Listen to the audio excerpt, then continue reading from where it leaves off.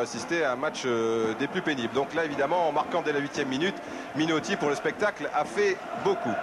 Question de Paul Grosjean, du côté des Belges. Je voudrais poser une question à Michel Hidalgo, savoir ce qu'il ferait à la place de Walter Meus, qu'est-ce qu'il aurait dit à la mi-temps pour changer le cours du match. Michel ? J'ai personnellement très mal entendu parce que j'ai un mauvais retour. Qu'est-ce que vous auriez fait si vous étiez à la place de Walter Meus, l'entraîneur d'Antwerp, qu'est-ce que vous auriez dit aux joueurs belges à la mi-temps, Michel? Oui, bien les entraîneurs ont 10 minutes à la mi-temps pour essayer de réorienter, de modifier ou de changer. Ce qu'il faut dire, c'est que c'est une finale, ils ont une grande chance de la jouer et qu'ils ont 45 minutes pour essayer de redresser la situation. Mais il ne suffit pas d'avoir la volonté de gagner pour ce match-là. Il faut aussi y mettre l'intelligence et la technique. C'est-à-dire, il faut garder, il a dû leur dire de garder l'organisation, mais certainement d'être encore plus audacieux qu'ils ne l'ont été en première mi-temps, s'ils veulent revenir au score. Et surtout, de ne pas encaisser un troisième but. Michel, on a vu, moi j'ai une question à poser à nos amis justement italiens. Là, on vient de les voir à l'instant. Les supporters sont en bleu et jaune, alors qu'ils jouent en blanc. Ben oui, ce sont les couleurs de la ville de Parme. Ah, tout simplement. Tout à fait, D'accord. Oui. Allez, on retourne sur le terrain, ça y est, la deuxième mi-temps commence. Allez, on manque pas le coup d'envoi. Merci Didier. Michel, c'est à vous. Voilà, donc avec Parme qui effectivement joue toujours en maillot blanc. Anvers, normalement également en maillot blanc, mais par tirage au sort, Anvers a été l'équipe qui évolue à l'extérieur. Donc tout comme Barcelone qui jouait en maillot orange la saison passée, eh bien Anvers a mis d'autres maillots, des maillots rouges. Pour l'instant, Michel, j'ai l'impression, après cette relance très moyenne de Bocaert, qu'il n'y a pas eu beaucoup de changements, si peut-être. J'essaie de regarder, je n'ai pas encore constaté un nouveau numéro sur le terrain, mais comme on est gêné par les spectateurs qui reviennent... Ça n'arrange pas les choses. Alors, Dichiara pour Plougui. Il y a un numéro 14. Ah, mais c'est Pin, il est déjà entré à la place de Zoratou en première mi-temps, Michel. Oui. Le voici. Oui, Pin est là, donc c'est le 14. Non, je ne vois pas de... Non, ça doit aller. Oh, que c'est bien joué. Pour Méli qui va jusqu'au bout. Méli, il arrive à chouïa en retard. Et au départ, c'est vrai qu'Alessandro Méli a été accroché, mais cette fois, il l'a bien fait, monsieur Hasselmacher. Eh bien, il a laissé l'avantage. Ça s'imposait. Regardez comme il est accroché ici par Didier Segers. Néanmoins, après l'action, il aurait pu quand même lui donner un carton jaune. Ah là là, comme c'est pas facile, un ballon qui arrive avec des petits rebonds. Oui, parce qu'il a été accroché avant la surface de réparation et l'arbitre l'a laissé, alors que dans la surface de réparation, je ne sais pas s'il n'aurait pas tout de suite donné penalty et carton. Ça nous rappelle d'ailleurs, c'était du même côté Overmars qui avait bénéficié d'un penalty sur ce même genre d'action. Il avait été crocheté par Des Walker, enfin accroché par le maillot. Oh, il y a du monde là. Et beaucoup d'Italiens bien sûr, notamment le Belge, mais italien, Georges Grune. Qui a donné un ballon splendide. Qui est très très bon aux yeux, c'est vrai. Méli qui plonge au premier poteau. Méli, il est parti derrière. Oh, il échoue, quel dommage. Mais comme il avait piégé son adversaire direct, Rudy Tielemans. Et c'était bien joué encore de la part d'Ozio. Méli vient de rater 2 buts en 1 minute. Si on peut appeler ça rater le premier. Oui, sur le premier, on sera quand même indulgent. Ah, Jakovlevic. Dichiara. Et un pressing de Séverine sur le porteur du ballon. Apolloni. Minotti, Pin qui vient chercher ses ballons très loin. Qui est la première rampe de lancement en quelque sorte. Parce que n'est pas Minotti, mais là c'était un petit peu fouet.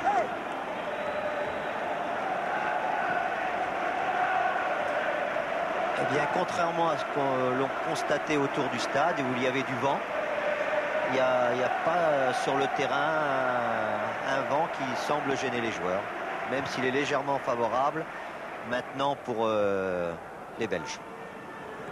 Avec Zaniatinski, Grune, Ozio, Benarivo qui s'engage à fond à droite. Benarivo, mais il aura quand même du retard sur cette action. Benarivo, il a une pétrolette, il a une moto, il a quelque chose. Il a 3 poumons.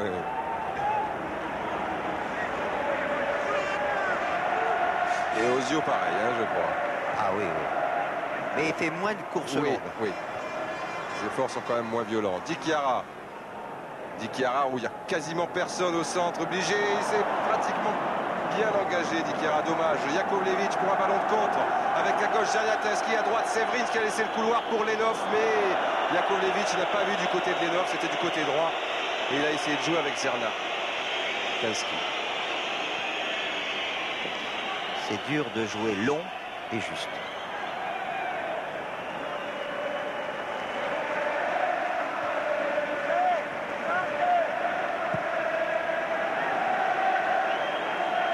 Jakovlevic, Brolin. Brolin dans les taux s'en sort plutôt bien. Pin ouvrir à gauche, voilà qui est fait. Di Chiara en scène les gauche, je vous l'ai dit, il ne pourra pas prendre ce ballon alors que lorsqu'il y a un ballon trop long comme ici pour les Italiens, le public applaudit. Lorsqu'il y a un ballon trop long comme tout à l'heure avec Jakovlevic, trop long pour les Belges, donc le public siffle en verse et contre tous. Bien que la sortie. Ça y est, c'est dit. C'est dit, on peut aller se coucher. Ozio, Benarivo. Benarivo, il est bien parti, mais Benarivo, pas sûr. Ça va quand même, Ozio. Ozio et Méli qui plonge encore au premier poteau. Il la lui fait à tous les coups, ce pauvre Taiman. C'est au deuxième, il y a Brolin. Ou tentative de grand point hasardeuse de Smith devant Guegui. Guegui. Double contact et monsieur Hasselmacher. Et oui, il accorde un coup franc. Brocart avait peur à un nouveau carton. Il est allé s'interposer pour son copain de l'équipe. Mais Méli aurait pu tuer le match depuis la reprise.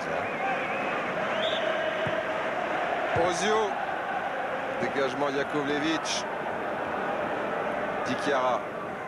On voit que c'est un ancien attaquant quand même. Hein. Grun pour Di Chiara dans son dos. Et Di Chiara qui, j'allais dire, très correct devant Stojanovic. Mais il a été plus stupide que méchant là parce qu'il aurait pu vraiment s'élancer au-dessus du gardien serbe. Et il a laissé traîner la jambe. Mais je pense pas que c'était méchant parce qu'il avait bien ralenti sa course. On va le voir en ralenti, Michel. Oui. Là, il voit qu'il est court, il ralentit. Enfin, non, il n'a pas eu de geste. Absolument pas agressif. Pas agressif, mais... Oui, il y a des crampons et ça racle toujours. Et puis il y a la vitesse d'intervention du gardien surtout. Ouais. Stojanovic qui aurait pu, qui a été légèrement blessé, mais ça pouvait être plus dangereux pour Di Chiara sur cette action à la limite. Tellement sa sortie était violente, mais normale bien sûr. Une faute sur Luigi Apolloni, faute de Severins.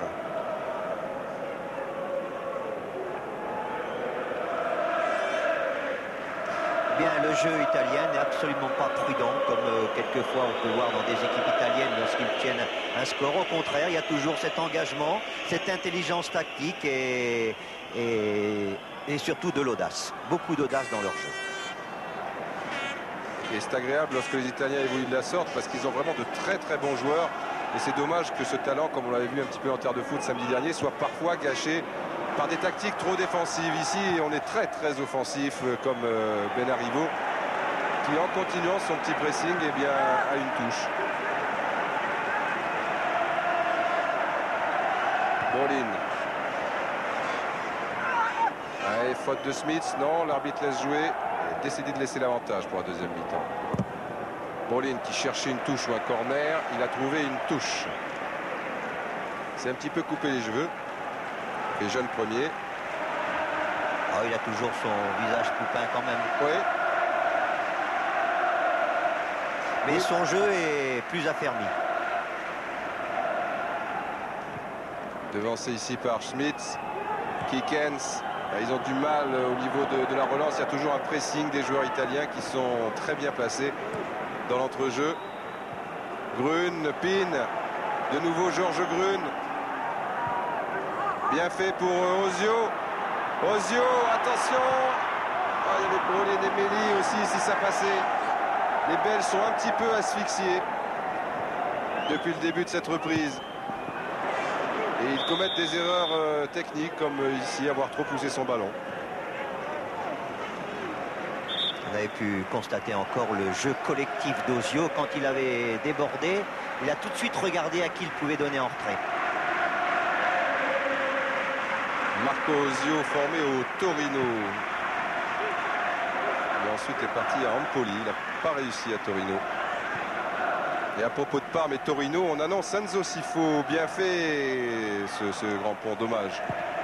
Au Parme Athletic Club, à moins que ça ne soit Marseille. Nous verrons bien. Jakovlevic, extérieur pour Severins, Lenov, Zayataski, Severins, pas hors jeu du tout, mais il rate complètement son centre, dommage. Ah, les Diamantaires d'Anvers ont du mal contre les Jambons de Parme, qui n'en sont pas au niveau du football. C'est un petit peu péjoratif hein, quand Louis Nicolin dit on nous a pris pour des jambons. Oui. Et un jambon de Parme, c'est pas n'importe quel jambon. Un jambon de Parme, c'est le must. Le fin du fin. Pas mal de la cuisse Ozio pour Brolin. Et regardez ce pressing très très haut de Gogi qui pousse Jakovlevic à la faute. Kikens, ils s'en sortent plus avec Vandretti qui est maintenant qui se fait subtiliser le ballon et qui va recevoir peut-être un carton, un coup franc, ça c'est sûr. Aux prises avec Méli, il a une petite boucle d'oreille, c'est l'oreille gauche, Vandretti, et il a travaillé 10 ans dans les mines. Pro depuis seulement 3 ans. Brolin, il les prend souvent de la tête. Hein. Ah, il a une faculté de dévier les ballons sans être très grand, mais il saute au bon moment. Il a le très bon coup de tête. Minotti. Méli, non. Vandretti. Brocaert, toujours cette relance très longue. Non, il assure Apolloni.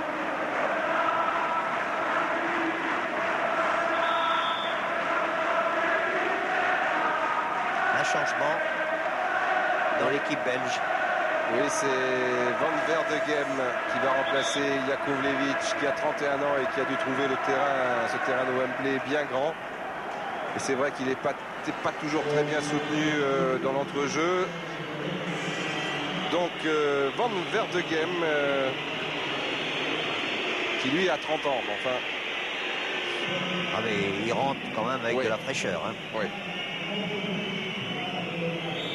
Qui est tantôt défenseur, tantôt milieu de terrain. Je pense que là, il sera milieu de terrain, à moins qu'il y ait un défenseur qui s'intercale dans l'entrejeu. Pin, il joue juste aussi. Hein.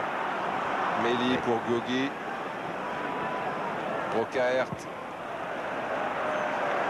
Ah, les jambes se font lourdes. Hein. Ouais. 32 ans, hein, Nico. Oui, et puis Brocaert. il court toujours après le score depuis les premières minutes. Hein. C'est une dépense d'énergie plus grande. Surtout pour une formation qui aime jouer en contre. Et leur jeu est moins économique que celui des Italiens. Van Verdegem, premier ballon. Pas l'idéal pour le mettre en confiance. Et puis il faut revenir là parce qu'il y a un appel de balle sur le côté droit de Benarivo. Mais Brolin a préféré choisir la solution Méli. Taimans. Vandretti laisse à Brocaert.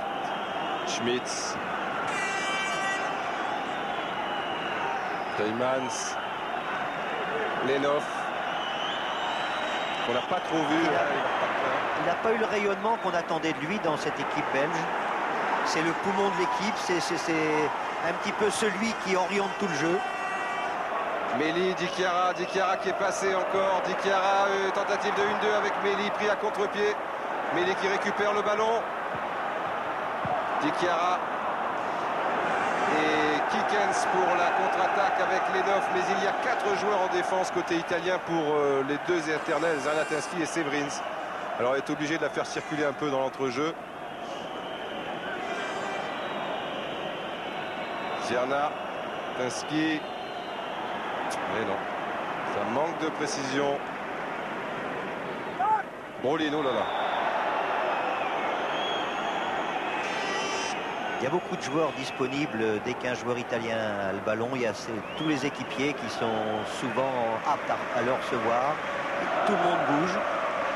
Et Rudy Smith a des faux airs de Marcel Dib. Oui. La chevelure au vent. Même si Marcel Dib a coupé un peu ses cheveux. Van Reti pour un autre Van Verdegem. Lenov qui a changé de côté. Cizernia peut dévier pour Séverins au premier poteau. Il n'en a pas eu la possibilité.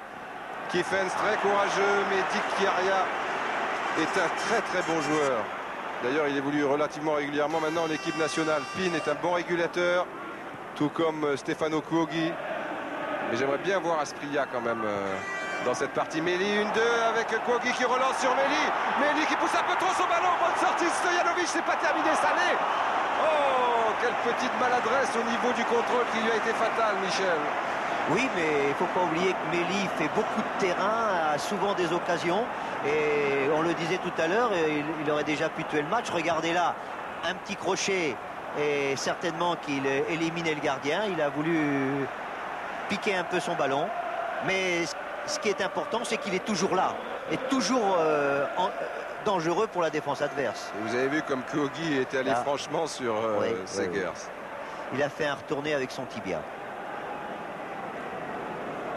Mais c'est bien pour le match, pour nous. Pour nous, c'est moins peut-être bien mieux. pour les À 3-1, Italiens. ça me paraîtrait quasiment désespéré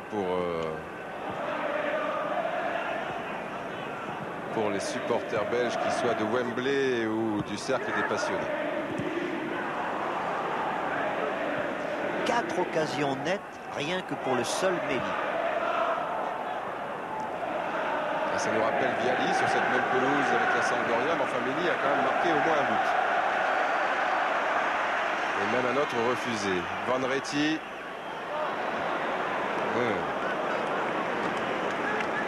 Italienne cette touche. Alors que vous voyez Nevio Scala avec les survêtements blancs et bleus, qui a déjà gagné cette Coupe des Coupes avec Milan, mais en tant que joueur cette fois. C'était en 68. Meli, Brolin va se replacer. Il n'y aura que Brolin. Ouh, il avait entamé une bicyclette. Et le ballon a été dévié.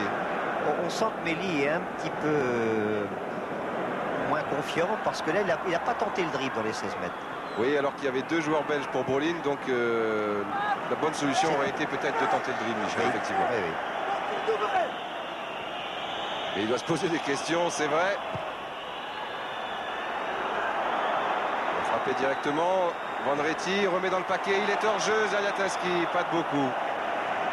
Il a entendu le coup de sifflet, tant et si bien que cela lui a fait rater son contrôle. Mais si on revoit un plan large de cette action, on constatera qu'il était légèrement, parce qu'ils sont remontés au dernier moment, les défenseurs de Parme. Ah, ils peuvent toujours revenir au score, ils ont toujours des petits coups de boutoir qui leur permet d'espérer. L'espérance est une baguette magique pour cette équipe actuellement. Smith qui a passé une soirée difficile devant Brolin. Di Chiara qui est l'alter ego vraiment de Benarivo, très offensif. Pin, ce sont des beaux joueurs, Minotti, Grune évidemment, fan de passe, intercal. Et je pensais, il cherchait Meli, Smith, faut se dépêcher, il y a Brolin dans son dos. À la réception, Grune ou Zaniatinski, les 2 joueurs partagent leur chambre en sélection. Ils ont joué très souvent ensemble à Anderlecht. Ozio, il est passé, il le savait. Quelle erreur d'attention de Segers. Ozio dans son dos, il y a Pin, il faut la donner maintenant, c'est fait. Pin pour Ozio, va frapper. Ah, dommage. Ozio, pied gauche. Ballon détourné par Meli qui prenait un contre-pied Stojanovic. Ouh là là, il aurait Ça pu chauffe, marquer. ça chauffe, ça chauffe. Et début de crampe peut-être pour Ozio. Ozio, Pas oui, sûr. oui, oui, Ouais. oui, oui. Il a eu des gestes ralentis là. Mais c'était bien fait de la part de Pin, ce double 1-2. La frappe était moins bonne.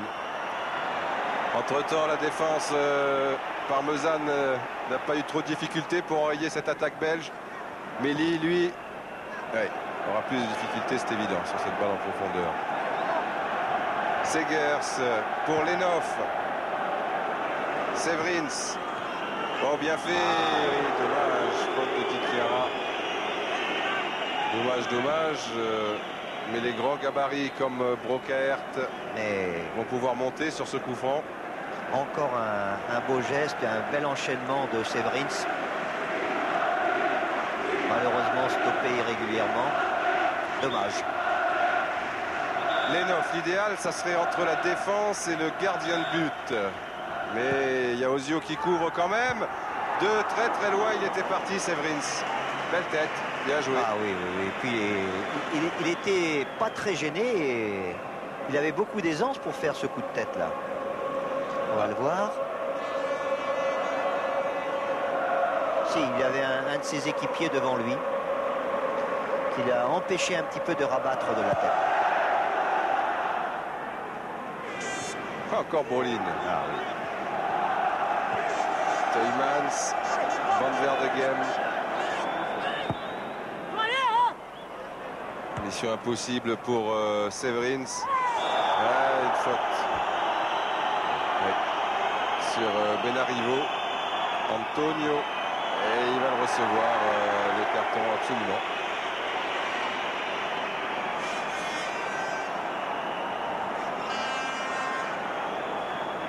Il va y avoir un nouveau changement. Ce n'est pas à ce prix-là. Ce prix-là, c'est donné, comme dirait Bernard Tapie. Parce qu'il n'a pas été vendu très cher du National de Medellín pour Parme. Mais c'est Pizzi qui va remplacer Ozio. On le sentait, Michel. Il va y avoir peut-être... Scala est en train de parler avec Brolin. Il est possible que ce soit Brolin qui décroche maintenant, qu'il soit un peu moins en pointe ou moins aux côtés de Méli et qui joue le rôle d'Ozio. Oui. Et c'est Fausto Pizzi, l'attaquant de 25 ans. Voilà, c'est très net. Il est déjà aux avant-postes. Tout le monde attendait Asprilla. Le virtuose colombien. Et oui, touché alors qu'il était en Colombie en vacances. Il est tombé dans l'escalier. Il a été touché au talon d'Achille. Il a été opéré. Mais effectivement, comme Parme n'est pas trop en danger, qu'il peut y avoir d'éventuelles prolongations, ça serait un peu tôt pour Asprilla, qui, je vous l'ai dit en première mi-temps, ne s'est pratiquement pas entraîné depuis 5 semaines. Mais de toute manière, il ne rentrera plus, c'est vrai, puisque Pin est déjà entré aussi. On a effectué les deux changements. Donc pour Faustino Asprilla, l'homme qui a fait tomber le Milan AC après 58 matchs, eh bien, ça sera une autre fois. Il est resté sur le banc. Lenhoff, dégagement à Poloni. Smith, il y a l'éternel rebond effectivement, mais quand même. Sur un terrain mouillé, oui. Là, il aurait fallu une grosse erreur du gardien. Qui va devenir portier de nuit. Oui, dans un petit quart d'heure, là, ce rythme. Kikens devant Dikiara, Poloni. Dikiara. Un petit peu gêné par Lenhoff. Apoloni, ça manquait de précision pour Pizzi. Pin, Kogi. À droite, il y a l'éternel Benarivo, il ne l'a pas vu. Dommage. Faute sur Méli.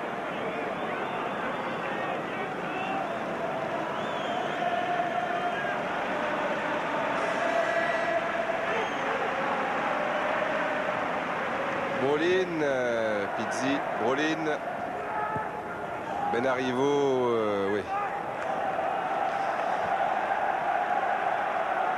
Brolin devient le créateur maintenant. C'est lui qui essaie d'organiser, qui essaie de lancer ses équipiers. Au lieu d'avoir le but adverse dans le dos, il va l'avoir devant maintenant. Ça aide.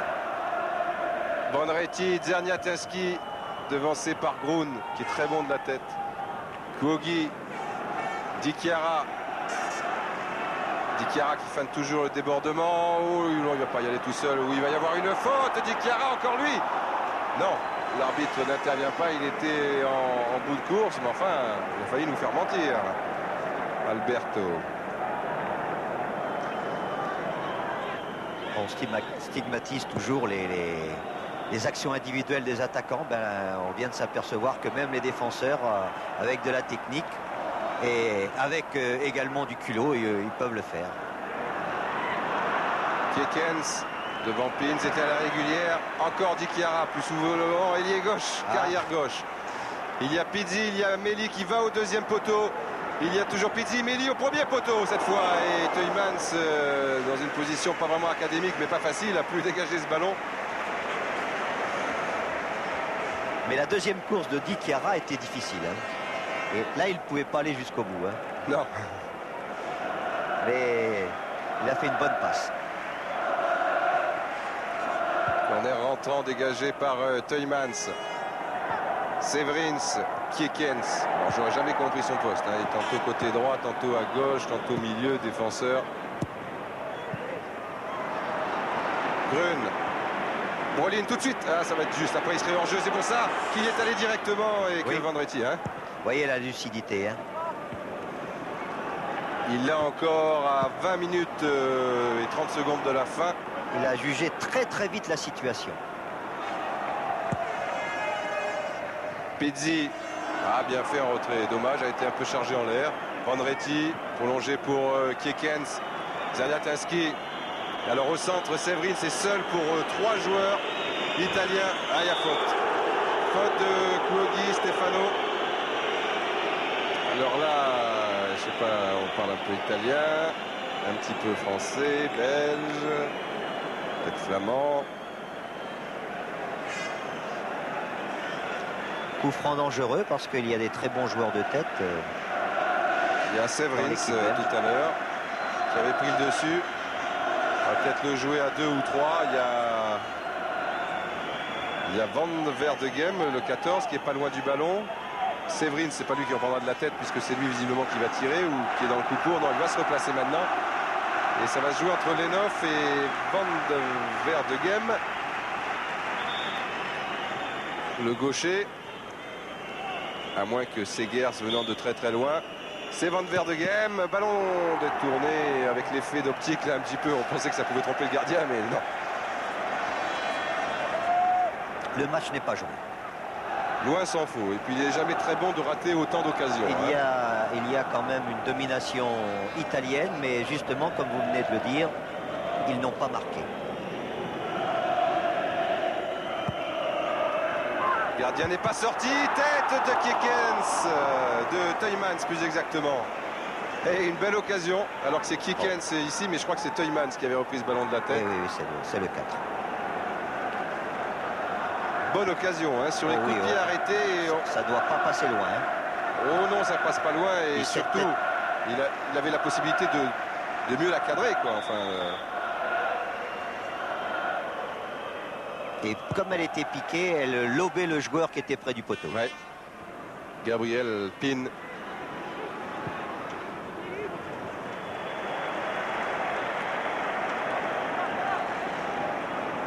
Et on me signale à nouveau qu'il y a des vainqueurs potentiels pour des pénaltys, pas des coups de pied de réparation. Nous n'en sommes pas encore là et peut-être jamais, à moins que Méli.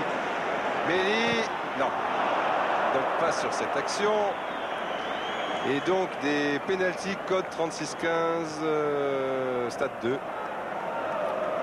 Il faut avoir les nerfs solides devant la machine. Il y a du vent, il y a des bons gardiens en face. Ils anticipent, ils partent même peut-être avant le coup de sifflet. C'est à vous de jouer. Pour un voyage ici à Londres où il fait bon vivre en ce moment. Pizzi, Pin. Les deux joueurs entrés en cours de jeu. Brolin. Attention. Non, c'est régulier, c'est un contre. Vous entendez les sifflets des supporters d'Anvers. Mais non, c'est fait tout à fait régulièrement. C'est le ballon qui est bloqué et non pas l'adversaire. Là, ça l'était moins. Anvers, il y a des problèmes avec ses supporters car ce club d'Antwerp est victime aussi du fléau du hooliganisme. Alors, c'est vrai qu'Anvers revendique le statut de capitale de l'Europe culturelle, mais les supporters ne sont pas des poètes. Malheureusement. Enfin, pour l'instant, Dialogue difficile. ça va. Minotti en bout de course. Il a failli assurer à Stojanovic, mais curieux tir parce que comme ça, il était anodin au départ.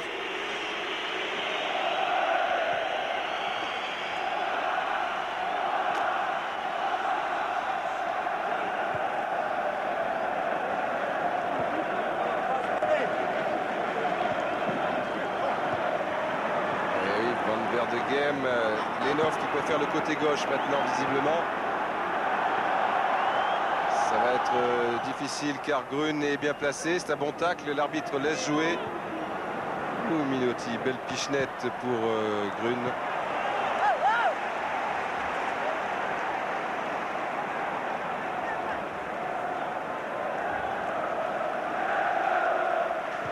Toymans. Walter Meus, l'entraîneur de l'Antwerp, est très superstitieux aussi. Ces joueurs ont résidé au Subwell Hotel à Londres et c'est ici qu'avaient résidé les joueurs de Barcelone. Ils ont gagné la Coupe des Champions ensuite à Wembley. Et aussi les équipes nationales de Norvège et Pays-Bas qui ensuite ont réalisé une bonne performance à l'éliminatoire de Coupe du Monde puisqu'ils ont fait match nul un partout et 2 partout pour les Pays-Bas. Mais pour l'instant, bon, à moins que sur ce centre, non, il préfère assurer en corner, Zanatinski. Oui, mais pour contrer la superstition des Belges, les Italiens disent que ici à Wembley, Milan a battu Benfica en finale de Coupe des Champions. Donc le terrain est plutôt favorable aux Italiens.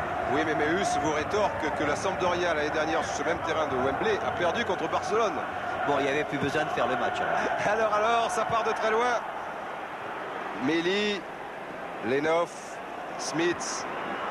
Non, il n'y avait pas hors-jeu, mais bon, pas de danger pour Marco Pallotta. Superbe dégagement pour Pizzi qui lui était signalé hors-jeu. Et pour en terminer avec la superstition, sachez que comme Antwerp est considéré comme l'équipe visiteuse, eh bien elle occupe les vestiaires, le fameux South Dressing Room.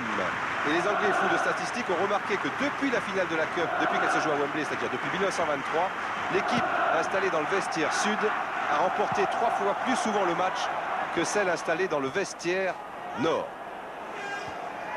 C'était une page de superstition qui se termine sur ce hors-jeu de Kikets. Ce qui veut dire que les matchs gagnent dans les vestiaires. Ah. C'est ce qu'on disait tout à l'heure à la mi-temps. Hein. Et oui, c'est vrai qu'un entraîneur peut d'un seul coup modifier la structure de son équipe et avoir une équipe beaucoup plus performante en deuxième mi-temps. Pour l'instant, c'est pas le cas. Ah, non. Le score est resté le même. Pour l'instant, c'est le North Dressing Room qui mène 2-1.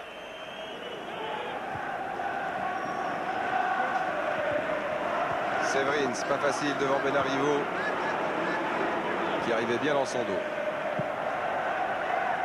Comme son nom l'indique, Yoji. Oui, bon grand pont. Le deuxième tentative de petit pont est raté. Di Chiara. Chiara, il aime bien partir seul, balle au pied. Finalement pour Pizzi, et il s'est engagé. Di Chiara, premier poteau, Méli sur premier poteau. Non, finalement deuxième. Ah, il s'était engagé vers le premier en entraînant avec lui Toymans et il avait plongé vers le deuxième. Lenov. Ah non, il y avait 2 rouges, Kieffens et... C'est toute la différence entre les deux équipes. Ouais. Il y a la manifestation fondamentale d'une excellente équipe, c'est toujours sa maîtrise technique. Et là, il y a beaucoup plus de maîtrise chez dans l'équipe de Parme.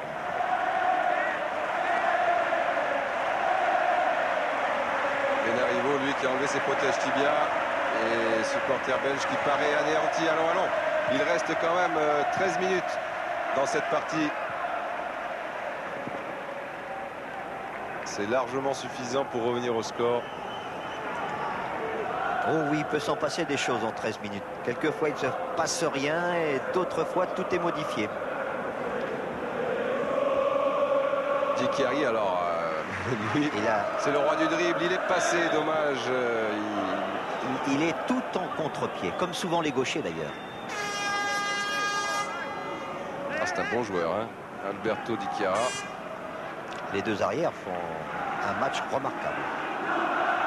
Benarivo, c'est plus en force. Di Chiara, c'est plus technique.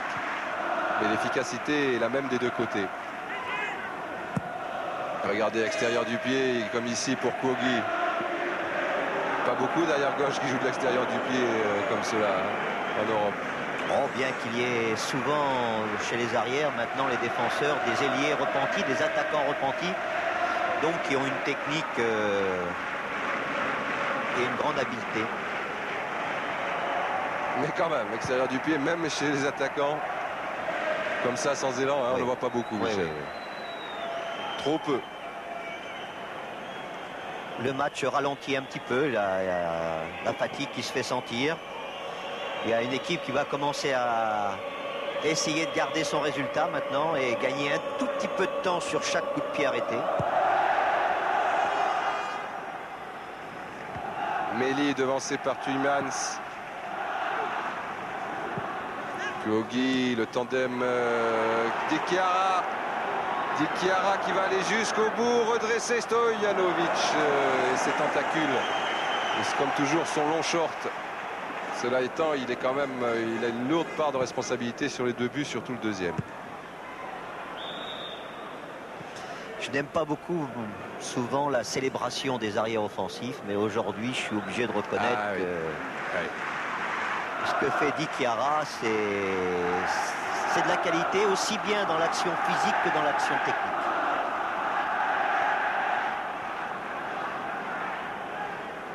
Van Retti, pas beaucoup de possibilités, hein, toujours très bien placé sur le terrain, toujours très bien positionné. Les joueurs italiens, comme toujours.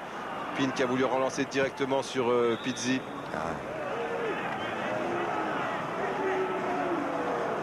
Hans-Peter Lenhoff pour tirer ce coup franc sur les coups de pied arrêtés. L'Antwerp, le Royal Antwerp a été menaçant. Oh, c'est difficile.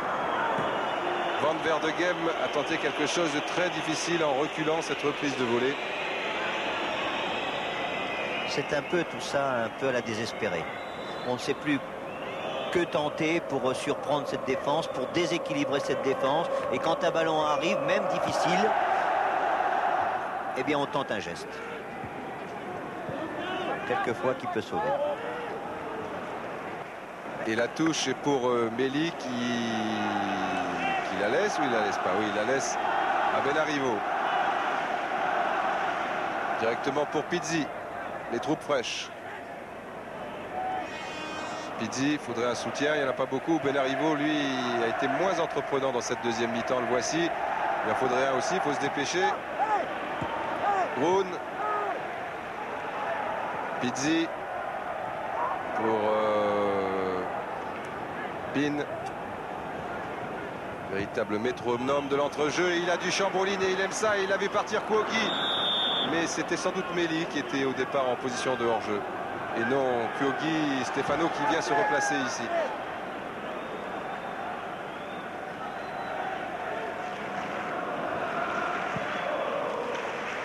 Stojanovic, Kikens, Sanatinski. Méli, mais il n'y a personne derrière. Il y a Stojanovic pour un grand boulet loin devant, enfin, pas si loin que ça. Faute de Lenhoff, hein, oui, au passage, qui a empêché le joueur italien de... Attention, Brocaert, vous m'avez dit... Non, il n'y avait pas eu de carton jaune, hein, Brocaert. On peut comprendre Parce que sinon, un petit mouvement d'énervement comme ça à la fin d'un match quand on est mené. Mais enfin, là, l'arbitre est là pour sanctionner. Hein.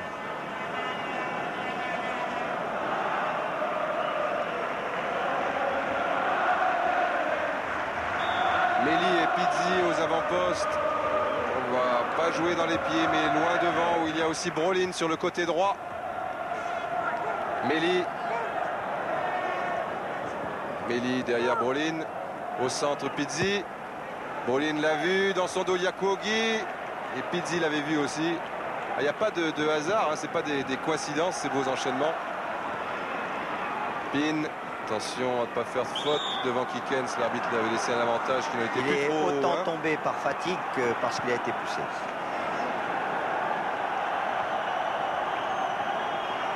Van Verdegem. Pin. Ah, ils sont bons hein, dans l'entrejeu. Benarivo. En soutien à Pizzi. Plus personne en soutien en revanche. Brolin, il est loin. Grun. À gauche, Di Chiara fait des grands signes, mais il s'est engagé. Kogi à la limite du hors-jeu. Kogi qui va se présenter seul, se remettre sur son pied le droit, et voilà! Troisième but de Parme à 7 minutes de la fin, sans doute le but qui fera que Parme brandira la Coupe des Coupes dans 7 minutes. But de Kogi qui était parti de derrière, on ne le voit pas, le plan est pas suffisamment large, mais on peut se faire une idée. Meli, lui, était peut-être en position de hors-jeu. Kogi a eu le temps de regarder la position de Stojanovic et de frapper du droit. Il a fait semblant de donner à son coéquipier, et ce qui a surpris un petit peu le gardien parce qu'il s'attendait un peu à cette passe. Mais depuis quelque temps, il y avait beaucoup plus de vivacité, de gestes chez les Italiens. C'était cruel même à voir, et surtout beaucoup plus de vivacité d'esprit. Ah oui, Parme pratique vraiment un très très bon football, un football de qualité, très agréable. Et on va continuer ici avec Moukrim, Nourdine Moukrim, numéro 15, qui a fait son entrée. Kikens, Smith, Moukrim, donc le Marocain. Zalatinski extérieur, pied droit. Et non, c'est pour Minotti. Et on repart avec Pizzi. Ils vont être 2 contre 3. Et oui, il a été obligé de la garder car après Meli était hors jeu. Di Chiara infatigable jusqu'au bout, menant 3 buts à 1. Ils ont les qualités pour le faire, et souvent les joueurs italiens ont les qualités pour le faire. Ils ne le font pas. La faute en incombe surtout aux techniciens qui n'ont pas la même philosophie que des techniciens comme Scala, Sacchi ou Capello maintenant. Pin, eh oui, signalé hors jeu, parce que à Parme vraiment il y a un spectacle, et c'est vrai que bon, là-bas la vie est de bonne qualité. Là-bas vous savez que c'est la ville du théâtre aussi, c'est la ville des Giuseppe Verdi, et on se rend au stade comme au théâtre Reggio on dit là-bas, avec la même ferveur et aussi avec le même sens critique. Et Jacques Hering, notre confrère du soir, un quotidien belge, nous expliquait très bien tout cela. Et pour l'écrivain parmesan Alberto Bevilacqua, la ville qui s'exalte aujourd'hui pour les Meli, Asprilla ou Quegui, est celle qui hier applaudissait ou sifflait du haut du poulailler de Reggio. Il y a eu, comme il signale, un simple déplacement de passion en quelque sorte. Et un entraîneur qui s'appelle Scala. Et oui, Scala, qui a joué d'ailleurs à Milan. C'est vrai que ça ne s'invente pas. Il faut du spectacle au Stadio Taldini. Il ne doit pas s'ennuyer là-bas. Il faut sortir. Voilà. Balota.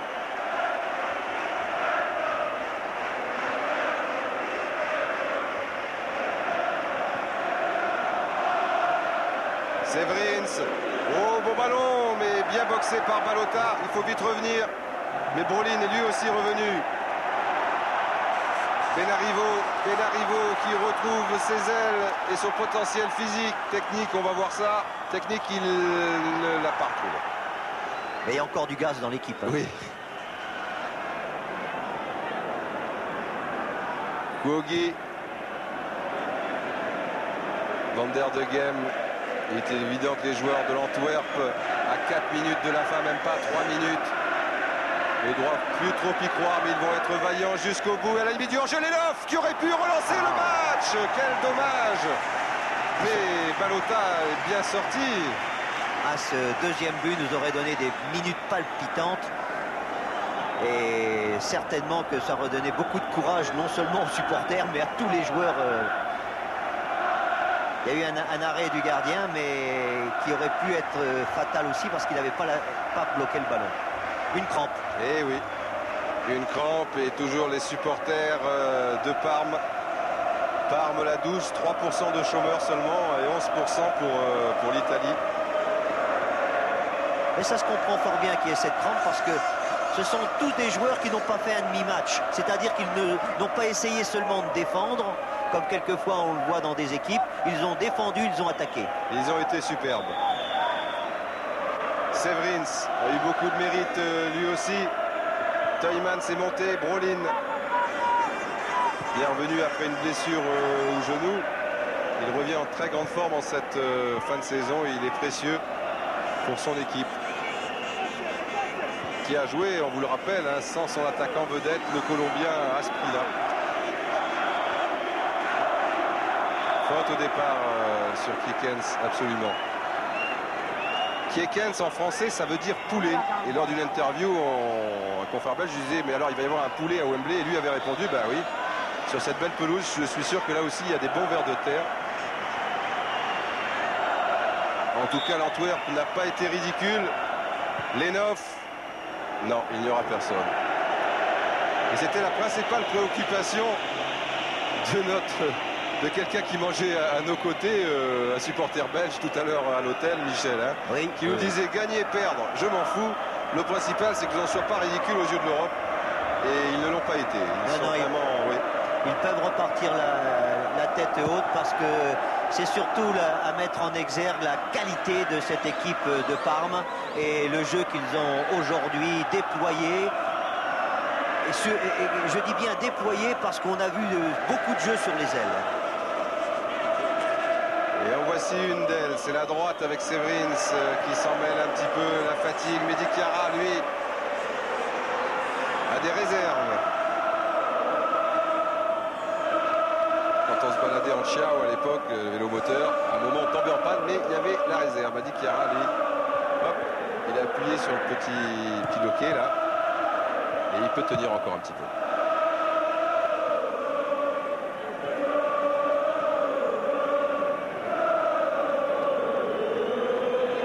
Salut Serge Martinazo à la noix et Gérald Quesada des Globetrotters qui nous quittent avant la fin de la rencontre. Évidemment, l'issue de celle-ci ne fait plus aucun doute. Et ils ont un avion spécial à prendre.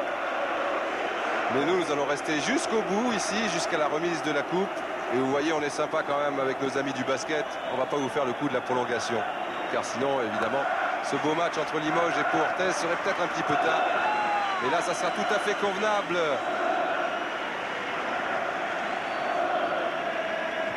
Méli, toujours à la pointe de l'attaque. Et oui. Et le football italien qui est en passe de réussir le grand chelem avec la Coupe de l'UEFA, c'est quasiment fait puisque la Juve l'a emporté à Dortmund 3-1 et jouera à domicile donc avec 2 buts d'avance mercredi prochain au Stadio dell'Alpi. Ici, c'est quasiment fait avec Parme. Nous sommes dans les arrêts de jeu. Oui, il ne reste plus qu'à espérer il ne reste plus qu'à espérer quand même que l'Italie ne fasse pas le grand chelem. 2, c'est suffisant, messieurs. Enfin, il faut nous en laisser un petit peu. Il ne faut pas exagérer non plus. Partager. Non, pour l'OM, la moelle la meilleure et dans l'os le plus dur. Voilà. On verra tout cela le 26 mai à Munich. Pour l'instant, nous sommes à Wembley. Et monsieur Hassenmacher ne va pas tarder à siffler la fin de cette rencontre. Et Lorenzo Minotti, qui avait ouvert la marque, brandira cette Coupe des Coupes. Voilà, c'est fait.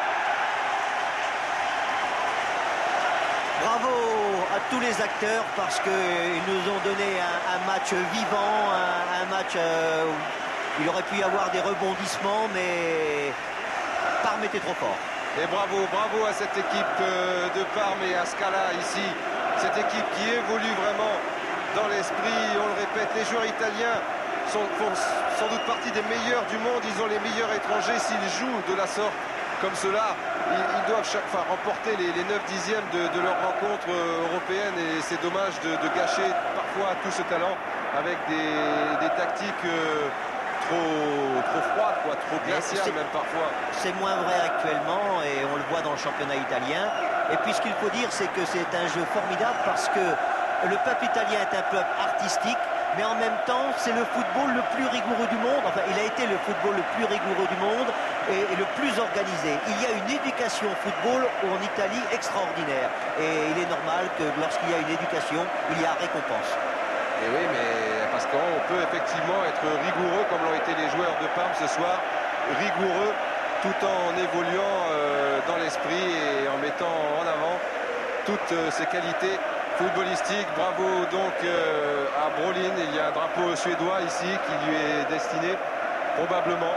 Le football suédois qui s'est déjà comporté bien en Coupe d'Europe. Göteborg a gagné une Coupe de l'UEFA, mais pour Brolin, c'est sa première car lui n'évoluait pas à Göteborg. Bravo à Nevio Scala, bravo à cette équipe de Parme qui, rendez-vous compte, il y a 6 ans, évoluait en 3e division et a évolué pour la première fois en Serie A. C'est tout récent, c'était en 1990 et pour son premier match, elle avait été battue à domicile par Juventus 2-1, mais pour sa première saison en Serie A, elle avait été qualifiée pour la Coupe de l'UEFA. Pour sa deuxième, elle gagne la Coupe d'Italie devant la Juventus et pour sa troisième, eh bien, elle gagne la Coupe des vainqueurs de Coupe, un petit peu comme Nottingham Forest qui venait de 2e division et qui gagnait l'année suivante la Coupe d'Europe des clubs champions. C'est une belle histoire que cette histoire du Parme Athletic Club, Michel. Et puis c'est une escalade tout à fait extraordinaire, mais quand on voit ce football libéré, offensif, enthousiaste et en même temps discipliné, c'est-à-dire qu'on a retrouvé avec cette équipe le jeu simple, vivant, le jeu vrai.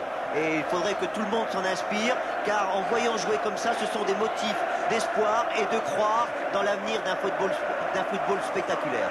Michel, Oui, Gérard, Michel, c'est toi, nous entendons, oui. il y a une qualité au moins qui a dû vous plaire, Michel Hidalgo, c'est l'enthousiasme, non, de la part des Italiens. Parce que ça, je sais que vous aimez dans le football. L'enthousiasme, non? Gérard, vous entendez Michel, Gérard vous parle de l'enthousiasme italien que vous avez dû aimer. Apprécié en connaisseur. Apprécié en connaisseur. Je n'entends pas. Mais vous m'entendez, Michel? Gérard, J'entends monsieur Didier. Le monsieur te demande si tu as apprécié l'enthousiasme des Italiens, toi qui es un connaisseur dans ce domaine. J'ai apprécié l'enthousiasme qu'il avait chez les joueurs, l'enthousiasme des supporters, et il y a une notion de fête dans ce match-là, et surtout maintenant, il n'y a pas eu d'agressivité, ni entre les supporters, ni les joueurs, et bien sûr qu'on est tous admiratifs du football italien, pour son palmarès, mais aussi pour son organisation. Et il y avait une image superbe aussi de Francis Severens qui est dans ses rêves. Il y a gagnera peut-être cette Coupe des Coupes, mais dans la réalité, elle va revenir à Lorenzo Minotti qui arbore maintenant une très jolie casquette jaune. Et ce soir, on va manger du très bon jambon de Parme. Et du Comme fromage. le dit et du fromage. Eh oui, le fameux fromage. Il y a un Belge qui est content au moins, Didier. C'est Grune. Hein, parce qu'il il avait raté sa coupe il y a quelques années avec Anderlecht. Absolument. Avec Anderlecht, il avait perdu 2 fois la Coupe des Coupes il y a 3 ans avec la Sampdoria, la Coupe de l'UEFA il y a un peu plus longtemps contre Tottenham. Lui est content, son papa aussi qui est dans les tribunes. Tous les autres, évidemment, sont un petit peu déçus. Donc voici le capitaine, il est tout jeune. Je vous l'ai dit aussi, c'est l'un des prétendants à la succession de Baresi. Il a 26 ans, il a toutes les qualités. Quel but extraordinaire il marque. Hein. But magnifique ce premier but. Ah, le ciseau. Un ciseau à la JPP, bravo à Parme.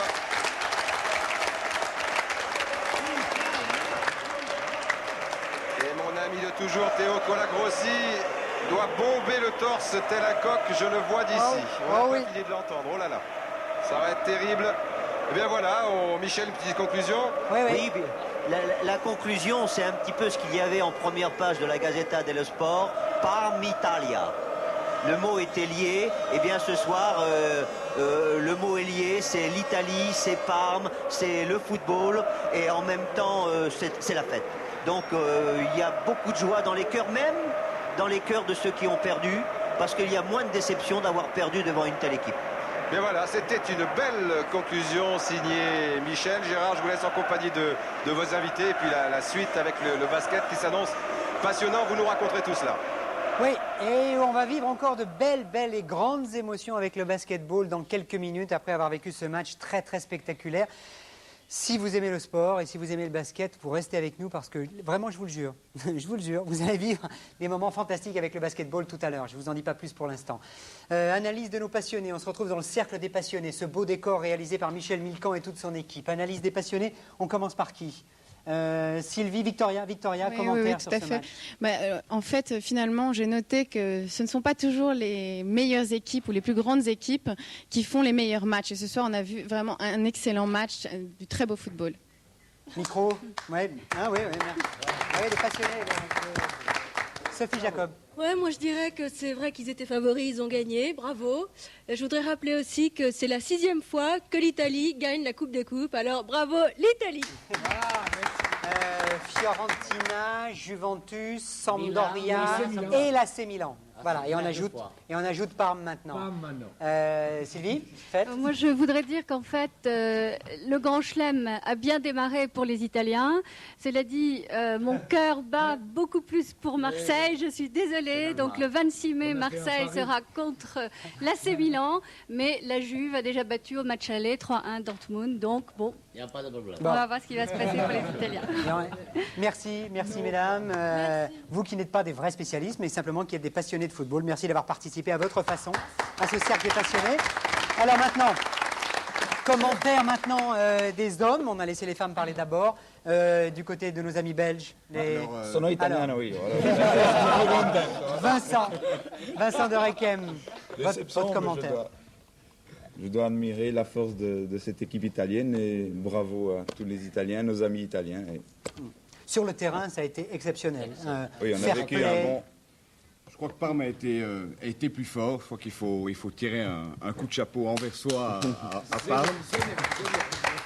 Je voudrais néanmoins dire une chose importante par rapport à ce qui a été dit en début, tout au début du match, c'est que je crois que l'Antwerp a prouvé que ce n'était pas du tout un miracle d'être présent en finale de Coupe d'Europe. Ça, c'est la remarque de Sophie Jacobs au début. Voilà, exactement. Je crois qu'il fallait le dire, ils ont fait un très bon match. Je crois que Parme était plus fort, mais ils ressortent en tous les cas avec tous les honneurs et en tous les cas, pour moi, c'est le principal. Oui, allez-y, Didier Thierry. Oui, mais moi j'étais venu pour supporter Georges Grune et je suis très. C'est-à-dire que Grune joue avec Parme. Ok. Harry-Michel Peters, votre commentaire. Moi je trouve que de toute façon, les Italiens au football, ils ont toujours dominé et puis ils l'ont encore prouvé ce soir. Une fois de plus. Bon. Du côté de nos amis italiens. Bien, Pasquale. Oui, comme ils ont dit, notre très sportif et très sympa supporter d'Anvers, et ils ont admis que Parme méritait ce match. Il a été un très bon match, pas comme les autres matchs très serrés, tout le monde devait gagner et personne ne devait perdre. Parme mérite de gagner, et il a gagné, et ils sont très sportifs, ils l'ont admis, on est très contents. Giovanni, un petit mot? Je crois que c'est la fin du Catenaccio en Italie. C'est un superbe football et ils ont fait un bon match. C'est super. Théo Colagrossi, vous aviez dit 3-1, vous êtes très très fort. Ouais. Non, pas du tout. Non, pas du tout. Je suis pas, moi je suis pas fort, simplement je donne le score avant tout le monde. Vous avez un excellent accent. Il se trouve que je connais bien le football italien. On a dit, notamment le match Juve-PSG, que ça a été rage de maillot, c'est cela, non. Lorsque les Italiens sont à rendez-vous important, ils sont toujours là. Car le football en Italie, c'est sérieux. C'est vraiment très professionnel et il y a une différence entre le football belge et le football italien. Eh bien, la différence, nous l'avons vu, elle est de 3 buts. Car le 2 buts, oui, mais 3 buts contre 1, 2 buts. Non, en revanche, vous êtes fort dans le football, mais pour les computers, pour les ordinateurs, il faut peut-être changer un petit peu. Non, mais je parlais au niveau de 3. Je parlais, il y a 3 buts au fond et contre 1, voilà. Mais ça fait quand même 3 buts. Le mot de la fin, Pasquale. Moi, je pense que Parme a mérité la victoire. Maintenant, peut-être, on va vous laisser gagner la Coupe des Champions. Grazie mille. Grazie mille. Bon, merci surtout pour l'ambiance que vous avez fait régner sur ce plateau, parce que ça a été aussi chevaleresque que cela a été sur le terrain. Peut-être qu'on a encore l'image de la BBC, avec la coupe portée par les parmesans. Voilà, merci bien Christophe Baudouin qui réalise cette émission. Regardez ça. Regardez la joie avec des images de la BBC. La 6e coupe donc remportée par les Italiens. Et avec celui qui a marqué le premier but tout à l'heure, le capitaine parmesan, Minotti, le fameux ciseau qui a enflammé ce match sur la pelouse de Wembley. Regardez ça, la joie des Italiens. Ok, dans quelques secondes, on va passer au basketball pour le 2e grand événement de la soirée, c'est-à-dire la finale du championnat de France entre Pau-Orthez et Limoges. Oui ou non, le match de ce soir est-il décisif? La réponse dans quelques secondes. En attendant, nous allons avoir une page de réclame, de pub. Et puis surtout, aussi un petit rappel pour mémoire, la fête du sport le week-end prochain. Ne l'oubliez pas, c'est très important, il faut faire du sport. C'est la fête.